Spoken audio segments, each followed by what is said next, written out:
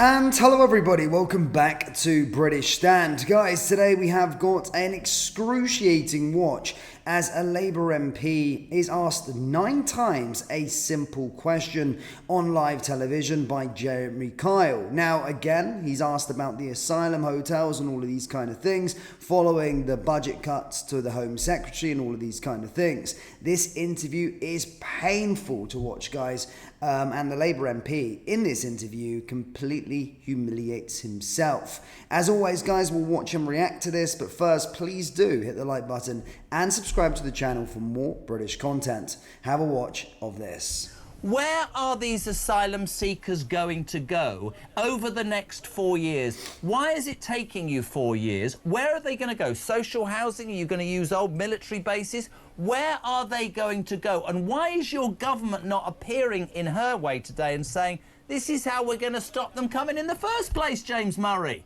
We've heard nothing about that. Well, you're absolutely right that we want to stop them coming in the first place, and one of the things the Chancellor announced as part of the spending review today is more money for the Border Security Command.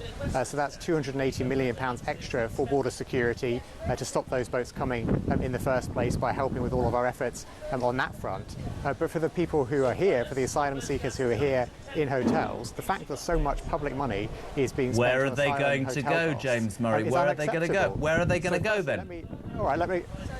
So what we need to do first is get that backlog down. We need to take those decisions so that people are processed in terms of their applications, so that they have to return if they're rejected, and we have a decision on their case. What is really unacceptable is for so many people to be in hotels, which are particularly expensive. Where are they going to go, James? It really irritates people. Where are they going to go? Where are they going to go? The Home Secretary will set out the plan for the next few years and how that will work. But the Home Secretary just had her budget cut by 2.2% and her hands are tied, James Murray. You know that. The Home Secretary was on resignation watch. The reason for getting the Home Office budget down is because of the savings we will make in asylum hotel costs. Now, one of the reasons for having a spending review is so that you can set out plans over a few years, because we know with some of the problems that we face, some of the challenges we face as a country, they're not things you can fix overnight, they're not even things you can fix within 12 months. You need a few years to really solve them. So you can't tell my viewers... Asylum hotels is a really good example of it. Let's just cut to the chase. Can I just make this one? Can I just make this one? Well, can I just make this one final point on it, because it's an important one. If you've got a plan over a few years, like we have, we've said we're going to invest up front in transforming. What is your plan? How are you going to stop the boat? How are you going to... OK, stop. Let me have my point. Answer 2 really simple questions very simply. Where are these asylum seekers going? It's a simple question. And what's your plan to stop them coming here in the first place? That's what people want, James. Where are they going?